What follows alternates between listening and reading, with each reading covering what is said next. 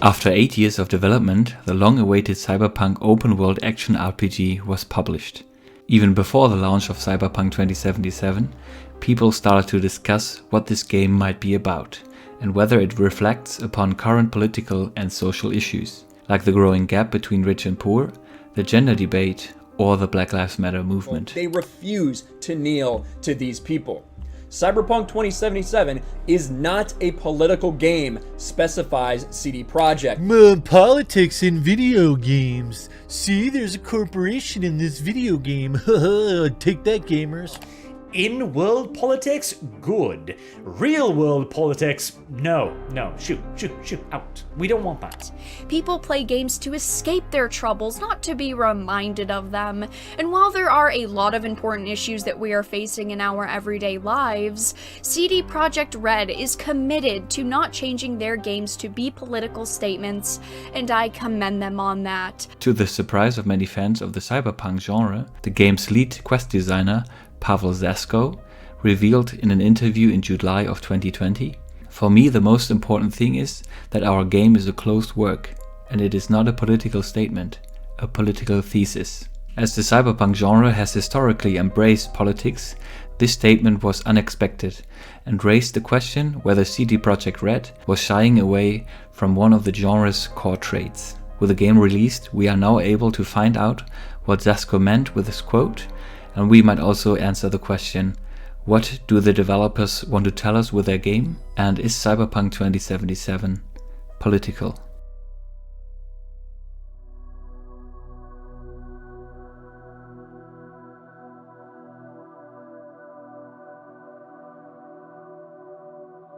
For those who may not know, cyberpunk is a subgenre of science fiction, whose themes deal with the impact of post-industrial capitalism, the rise of corporate power, advanced technology, cyberspace, the gap between rich and poor, untamed crime, globalization, in short, high-tech, low life. The subgenre's origin can be traced back to the late 1960s, yet its golden age was during the 80s and 90s. Therefore, its aesthetics traditionally draws from Japanese and American culture from that time, with neon lights, anime, dated vision of cyberspace, old video games and so on. As a product of its time, it viewed the world through an anti-capitalistic and anti-authoritarian lens. It appeared as a pessimistic mirror for the future of neoliberal policies in which the dominance of corporation and technology form a dehumanized society inhabited by depressed individuals. Inspired by the thriving subgenre, and primarily by Ridley Scott's Blade Runner, Mike Pondsmith created Cyberpunk, the role-playing game of the dark future, in 1988. 30 years after the invention of his Cyberpunk game, CD Projekt Red offered him a chance to advance his idea of a realistic and vivid Night City to the next level. With a focus on individual freedom and escapism, Pondsmith created the game as a playground in which players could become part of a cyberpunk world for a period of time. However, he does not think of his games as apolitical tools of entertainment, quite the opposite. Probably going to enrage people on both sides of the aisle by this, but no, games are literature, games are art, and art, literature, whatever you make it, are inherently political. That when you do politics in a game, it should be something that occurs in a game, but does not necessarily have a visible agenda. Hi there, new to Night City? It's not so bad here. How we feeling today? Cause I feel amazing. The food, the Thai on 7th and Haywood, the pierogies down by the docks. Our home, our pride. And as always, your business is my business. And this is your World News Update. Looking at the world of Cyberpunk 2077, we can see and experience a night city that is hyper-capitalistic through and through. It is a dog-eat-dog society in which mega-corporations, upper-class corpos, various gangs, fixers, netrunners, ripper dogs and mercenaries are struggling for more. However, in contrast to Blade Runner's Los Angeles, Night City is not only dark and rainy, but it also shows a cyberpunk world at daylight. At this time, Night City appears as an awfully flashy metropolis in which commerce and culture overlap to such a degree that everything is available for purchase. From drug commercials, gun vending machines, cybernetic body parts, prostitution and organ trafficking, there are no moral limits for the open market that strives to satisfy the needs of the consumers. Typically, waiting in the elevator, the player is more or less forced to experience exaggerated commercials that do not only express the state of advertisements in Night City, but also of its people. For example, the excessive usage of sexual imagery and references can be seen as an addition to the world building of a desire-driven city on the one hand, but on the other hand it also holds up a mirror to the over-sexualized ads of our world. I love giving blowjobs to sandwiches. Same goes for the products of self-improvement, synthetic beauty, and the obsession for guns. Focusing on the extreme ads and the world alone, the game presents a satirical take on advertising that is similar to Mike Judge's film Idiocracy. Shut up! I told you already! Or Rockstar's playable satire, GTA 5. You're so original, like a basket full of puppies or a rainbow or a pile of puke. Who are these clowns? In contrast to Blade Runner as the subgenre's milestone, Cyberpunk 2077 does not present a world of obvious melancholy. The melancholy and depression is somewhat hidden behind a flashy facade of hyper-capitalism and consumerism that forms a metropolis in which every individual tries to save itself and nobody cares for humanity, as Pondsmith would put it. Cyberpunk isn't about saving humanity, it's about saving yourself.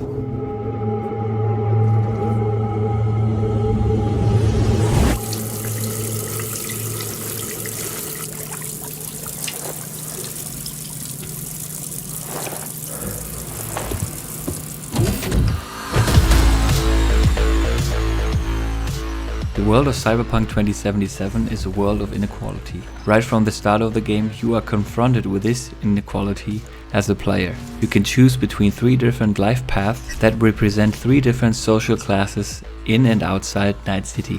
The corpos, who could be described as the city's nobility, are most at home in the office buildings of the big corporations. They are familiar with doing whatever it takes to climb the corporate ladder. The street kids have spent most of their lives in the streets, and therefore they know what's generally going on the lower life aspects of the city, when it comes to gangs, for example, whereas the nomads live in the Badlands outside of the city. They are part of a clan, a sort of family, which they value above anything. After choosing one of these starting points, the game illustrates the disparity between the classes right from the start. Your first real mission, by the name of The Rescue, also depicts the clash between the classes and also shows and expresses the gap between the rich and the poor impressionably. Here, a fixer requested assistance in retrieving one of her kidnapped clients before her implants are taken from her body by scavengers who intend to sell them on the black market. After finding her in a bathtub, you are able to contact the trauma team, and due to her platinum status as a corporal at Night Corp, the armed ambulance takes her to the hospital within 190 seconds. Your premium plan will cover 90% of the projected costs of your rescue and treatment. At first, this mission features so-called scavengers from the lower class who try to make a living by selling highly expensive implants from corpo members of the upper class. After that, the benefits of being a corpo are expressed by the use of their premium health insurance, which also impresses Lowlife Jack. Trauma Team Platinum. Platinum? Shit. Trauma should have swooped in if she sneezed. In this mission, CD Projekt Red confronts the player with the horrors that might be caused by a growing gap between rich and poor, by referring to real issues like organ trafficking. People came to me wanting to sell their organ to pay to be smuggled abroad. And the healthcare situation around the world, or the no healthcare situation in the US, for example. Danny was briefly uninsured while moving states for a new job. In that time, she contracted COVID-19. Since then, she racked up a huge bill after going back and forth from emergency rooms and ICUs, paying for tests and care. But as promised by Sasko and Pondsmith, the quest design is so well conceived that the player might not feel politicized or lectured while playing.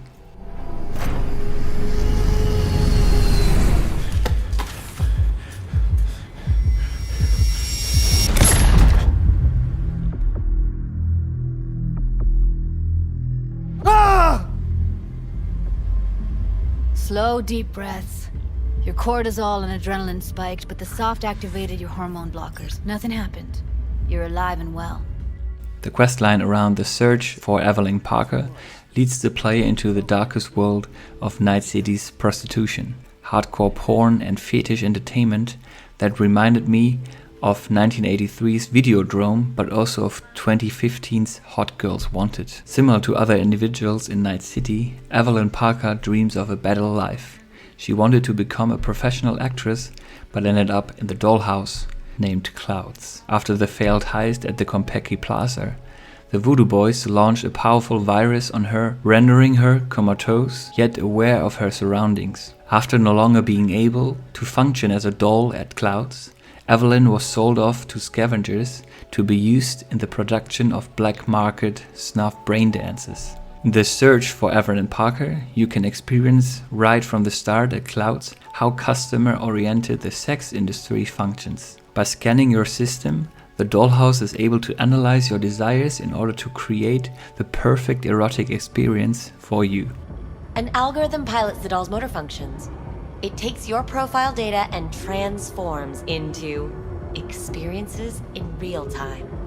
Memory dampers on the doll's behavioral chip block any recall of the session. Within Clouds, the so-called dolls function as attractive empty shells who download a personality that corresponds to these desires. Thanks, for all this. Jeez, don't even feel like getting up. Few do. But everything has its end. Oh, what's going on? Goddamn thing threw me out. Need to talk to you. Talk?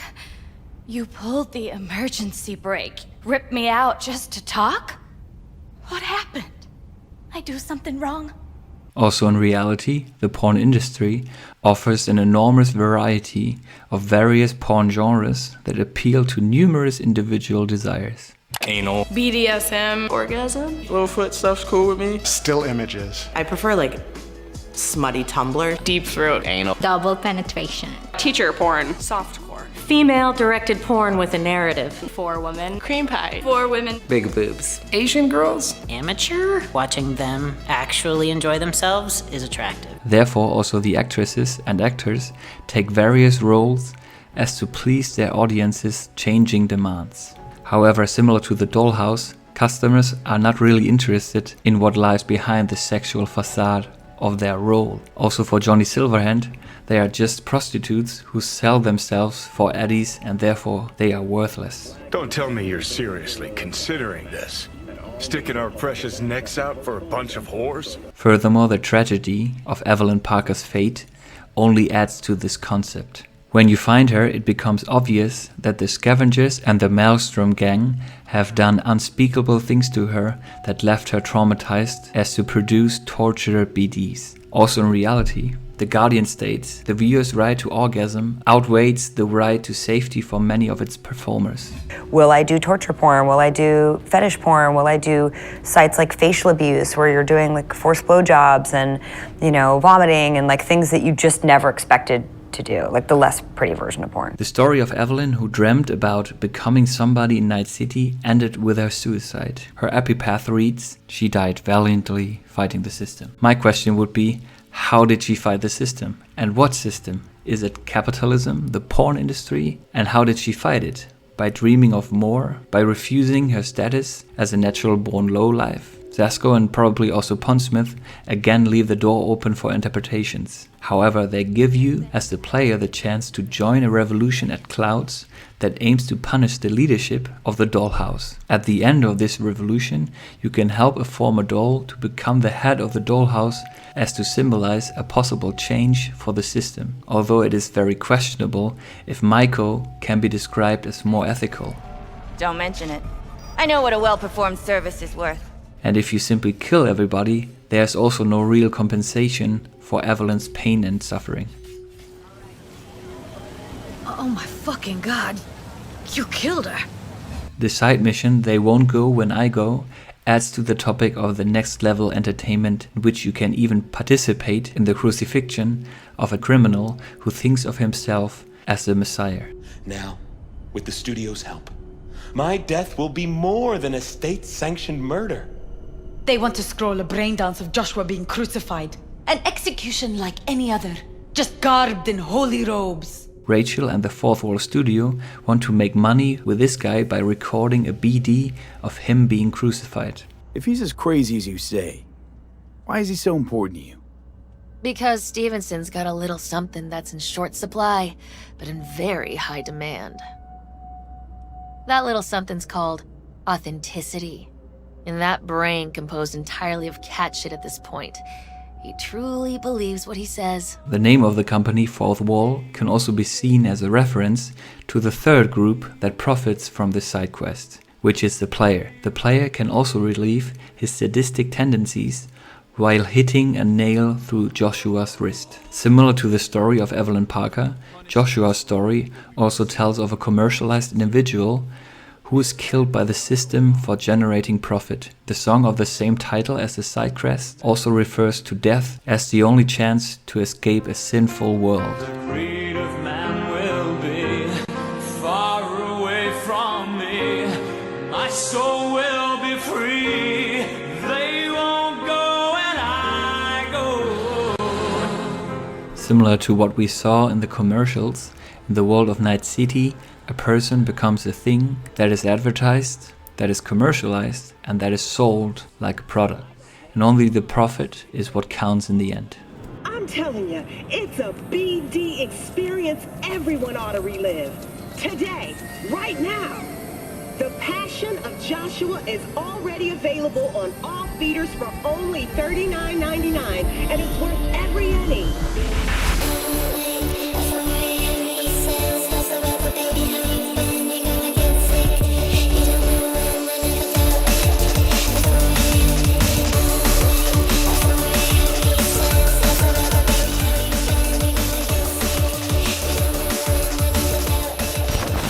The overlap between humanity and machinery is a typical theme within the cyberpunk genre, which also can be found in the game. In the hyper-capitalistic society of Night City, self-improvement appears to be necessary in order to push yourself forward. The market has adapted to this principle and offers various stimulants and cyberware that promise an improved performance. As the player, you can decide for yourself if you want to see a Ripper dog as to implant highly expensive body enhancements. While playing, you can really feel the advantages of being a cyborg, so it would be irrational to refuse any upgrades. Also, for the rest of the citizens, cyberware has become an important part of their lives to such a degree that it doesn't only represent self-improvement, but also social status due to its high value. It is somehow relatable that in the world of cyberpunk, Chrome has surpassed Flash in almost every category. Therefore, also one of Night City's top celebrities and artist, Lizzie Wizzy, has replaced her entire body with cyberware. During the mission Violence, you find out that her manager and boyfriend is now afraid that after this replacement, Lizzie has changed for the worse. He plans to tweak her personality, but before that happens, Lizzie kills him while revealing her character transformation. The media can't hear about this, got it? That would be... Huh? The world would eat it up. A tale of the temptation to control another's memory. A grim reminder that a person is merely a collection of bytes that can be copied, reproduced.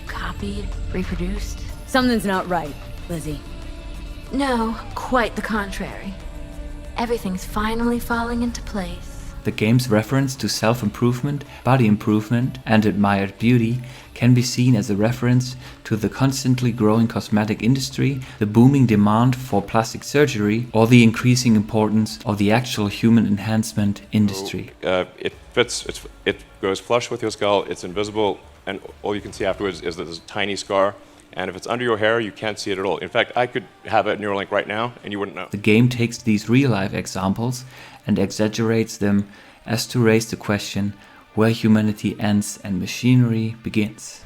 The same goes for the character Alt Cunningham. Alt used to be a skilled netrunner who made a breakthrough in the transfer and containment of intelligence, both AI and the human mind. The unnamed program was able to transform the user's mind into the net, as to explore it independently from the existing body. Later, this program was developed further into a weapon known as Soul Killer. Instead of transferring personalities, it imprisoned them. After being captured by Arasaka, Alt had to recreate this program for the corporation.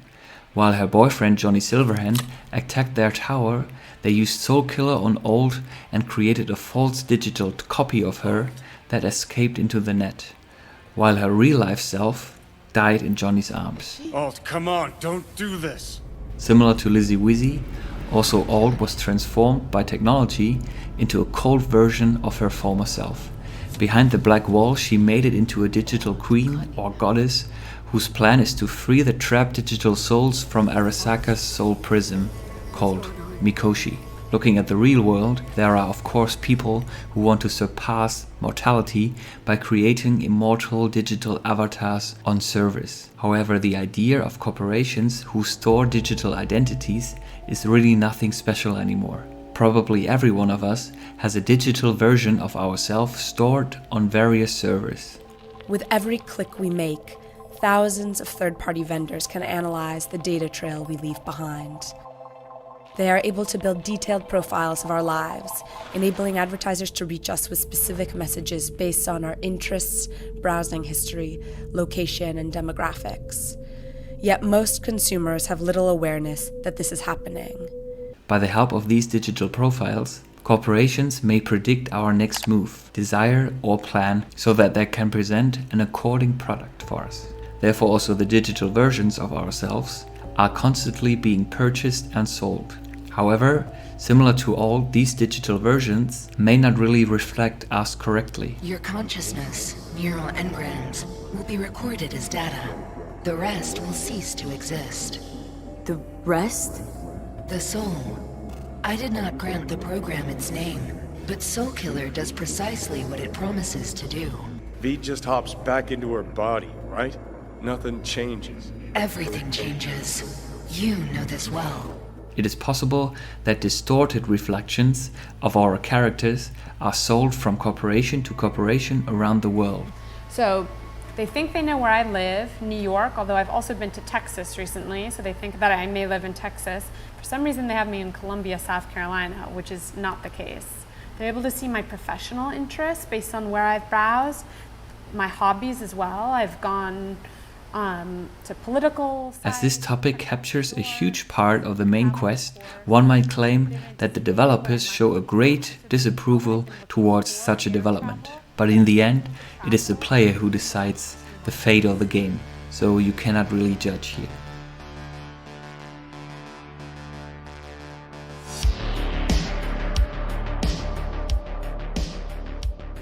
The promise to do whatever you want is always a big selling point of a sandbox game. And also in Cyberpunk 2077, you are not restrained by social norms or a moral code. In this dog-eat-dog society, the strongest rules, and if we play long enough, we can also be part of the major leagues. The question is, what does improvement cost here? The forces in Night City that control the balance of powers and the advance of individuals are of course the corporations. Every promotion or downgrading has to be monitored and analyzed as to ensure or expand own interests. In addition to that, also within the Arasaka family, there appears to be a constant rivalry and mistrust that eventually leads to patricide, which raises the awareness that you cannot even trust your own family in this hyper-capitalistic world. The combination of control with the illusion of freedom is what permeates their society. The questline around Jefferson Perales exemplifies this idea. Growing up in poverty, Perales was sponsored by Night Corp as to study law, and he later became a candidate in the upcoming election for mayor.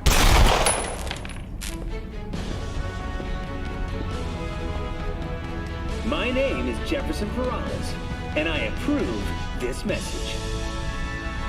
He and his wife experience unsettling changes in their behavior, and therefore they hire V as to find out what is causing these changes.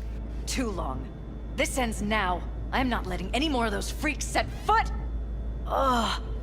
my head. At the end of your detective work, you find that in fact there is a secret individual, a group, a lobby, or even blue-eyed people from space that have infected the Perales brains, altering their memory and behavior, monitoring everything they do. They're not spying on them, Johnny. They're fucking with their heads. Mean to say someone's literally controlling our upstanding politicians' minds? Mm-hmm. Red blots are memory residue in the hippocampus region. See how they're bleeding into the blue? So what are we looking at? They're planting new memories in their heads, modifying their personalities. This is big shit, Johnny. Fuck me. But so far, you cannot do anything about it. It doesn't matter what you tell him. It doesn't matter what you think of doing or do. You can't change anything. We know who you are. We know what you are. We know what you want. You are playing with fire. Don't dare cross the line.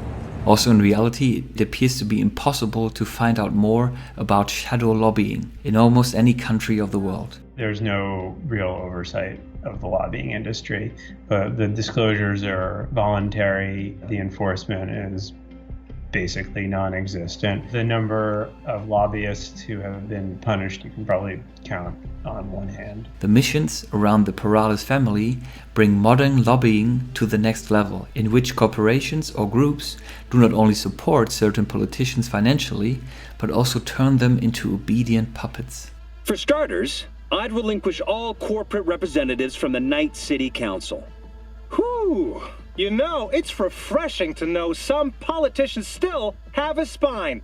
More after the break. A similar problem distinguishes the Voodoo Boys, an enigmatic gang from Pacifica, from the policing organization Netwatch. The Voodoo Boys have a dark reputation for their net running skills and their mystical voodoo flavor. They dream of a free net in which also AIs can roam freely. No idea what the Voodoo Boys are paying you, but our pockets are deeper. Netwatch, as their true opponent, wants to secure order and control on the net. It is said that Netwatch has built a digital black wall as to keep free AIs from entering the net, as they could become rogue AIs. The Voodoo Boys, on the other hand, try to penetrate this wall in order to free these ghost-like entities so that they might help the gang to conquer cyberspace. However, due to the support from major corporations in Night City, Netwatch clearly dominates the net, taking ruthless actions against any illegal activity. If you connect to the net using one of the screens, you can see the consequences of a controlled net. Compared to our internet, you do not get a wide range of websites, but just a few propaganda pages based on the major corporations and facilities. The discourse about a free and restricted internet can also be found in reality. While the rising influence of fake news and the question for fake checking and censorship is notable in the Western world, the censorship in Asian countries has already become an essential tool for the government. So very simply, they want to control what sort of content is hosted on the internet that's available to Chinese users. And they want absolute control over that content. So if they decide, for instance, that they don't want any references to the Tiananmen massacre of 1989, then they will scrub that out of every website and every app within the country that Chinese consumers can see. And this controlled, moderated version of the internet is spreading, especially across Southeast Asia. Dealing with this topic in the game, the developers do not really take sides, since both Netwatch and also the Voodoo Boys are ruthless and just want to use you as a tool for their purposes. As a consequence, the players might develop their own opinion on the topic, which probably lies somewhere between these two extremes. I knew we'd have a meeting of the minds. Can't believe you're falling for this shit.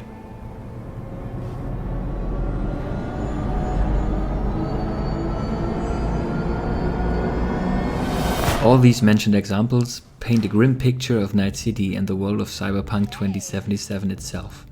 As a player, you might feel that compared to other stories, you as the hero cannot really change the world for the better. The developers present you with different outcomes to various missions, but there appears to be no ultimate good ending in which everyone is happy.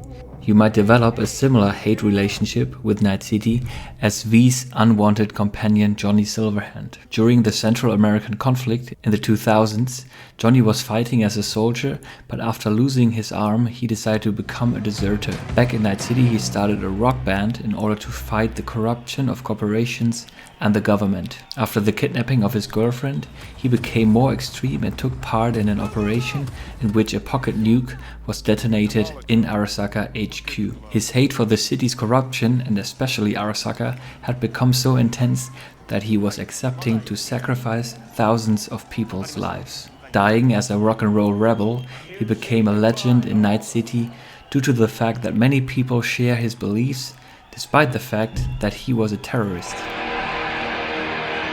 Johnny Silverhand personifies rebellion against the system, and his idea of freedom is to fight against the puppet masters by burning down their palaces.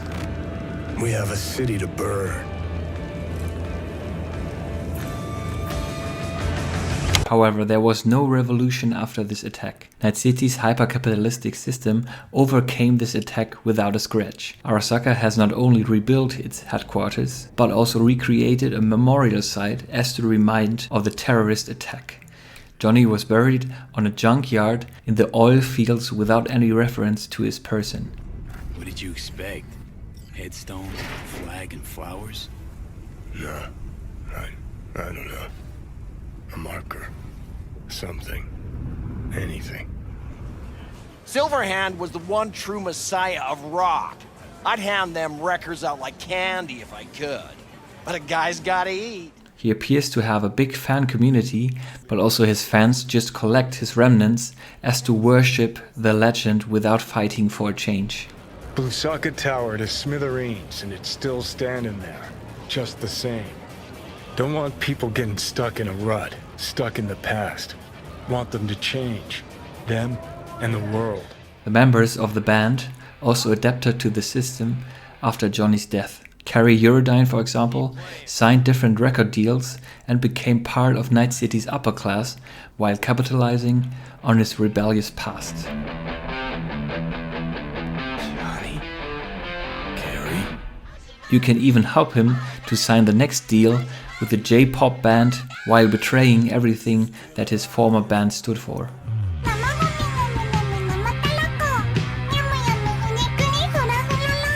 And there used to be a way to stick it to the man. It was called rock and roll.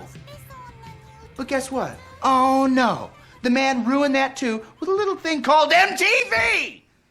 All in all, it seems like Johnny's rebellion was for nothing. To make it even worse, his rebellion was actually capitalized as to stabilize the status quo. Cultural theorist Mark Fisher describes this phenomenon as capitalist realism. Johnny's legacy performs his fans' anti-capitalism for them, allowing them to consume with impunity. Therefore, even the idea of anti-capitalism is deployed as a means for reinforcing capitalism.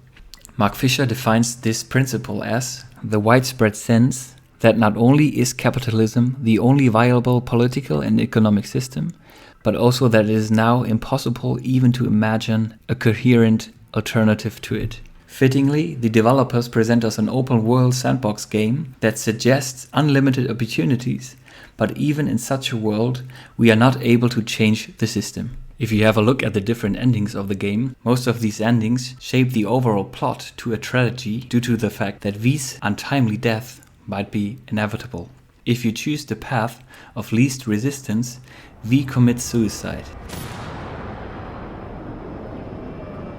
If you choose to trust Hanako, V ends up in Arasaka Space Lab, where you can choose to become an engram for Mikoshi yourself. If you destroy Mikoshi and decide to give V's body to Johnny, even he decides to leave the city for good. Haven't forgotten a thing. Never will. If you give Johnny control over V or storm Arasaka Tower in the secret ending, you can end up becoming a legend in Night City like Silverhand. Mix me up a Silverhand. Drink it to Johnny. I mean, I only know what people say about him, but bet he'd love what you're planning. Shit, he'd be over the damn moon. But even then, it is scripted that V accepts the offer of the mysterious Mr. Blue Eyes, which leads to the next big heist that sounds like a suicide mission, with a reference to the flight of Icarus. Nobody's ever pulled off a stunt like this. Where I'm from, they'd say it's straight impossible. They'd say you're taking too big a risk. Poetically speaking, flying towards the sun to burn up. You're one of us now, V. You're an Aldecaldo, damn it. In comparison, the ending in which you join the Aldecados appears to be the closure that comes closest to a happy ending. Various reviewers see this ending as the best ending, and on CD Projekt Red's website, it was also voted as the most favorite ending of the game. The question is, why? One could argue that most players fell in love with Panam and therefore they chose this ending. But there might be a reason beyond Panam why the developers chose to make this ending more satisfying. And if you compare the Aldecados with the society of Night City, you might find many differences. In contrast to Night City, the Nomad Pack sees itself as a family that supports one another. If you follow their questline, you eventually become a member of this family. Living in the wilderness, the family cannot compete with Night City's large supply of products, services and luxury. However, the friendship and love between its members sitting at the fire might trigger a somewhat primal sense of community in the players. Hey, no need, samurais on. On a night like this, I'm not thinking about anarchy. It's all about unity, sister. This primal sense is what makes us social beings, and therefore it might not be surprising that the Aldecados family prevails against the antisocial megacity. Obviously, their system is not perfect, which is shown by the dispute between Panam and Seoul. The Raffens could rear their heads at any moment. And now we have Militech to worry about too. Stop it! Fuck! Just shut up already! However, as Panam was more successful with her agenda, she was elected as the new leader of the family, which shows that change is even possible in the wilderness. This day forward, you will lead this family by my side. I will what? Okay. Well, many things will have to change. Yes, and to start with, we need to leave this place, quickly.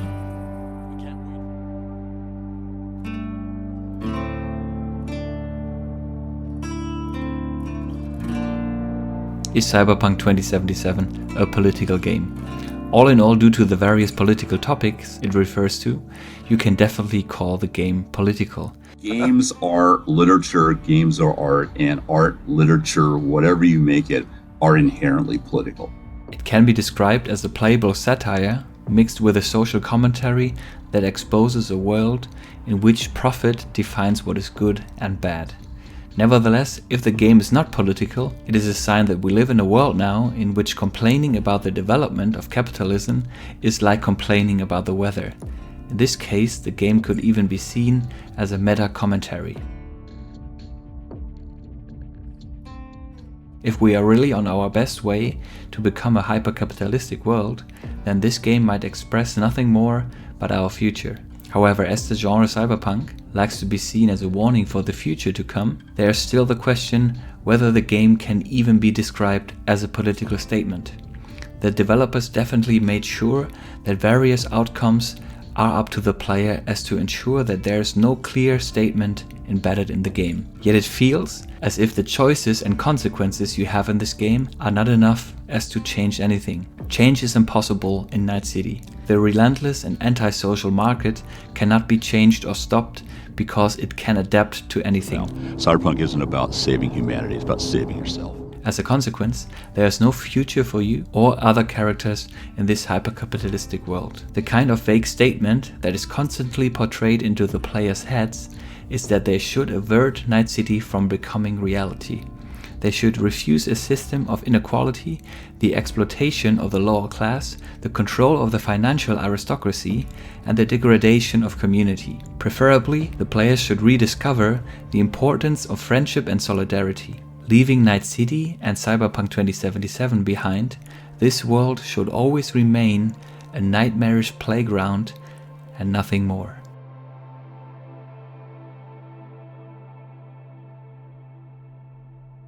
What do you think of Cyberpunk 2077? Could you find even more political topics in this game? Let me know in the comments below.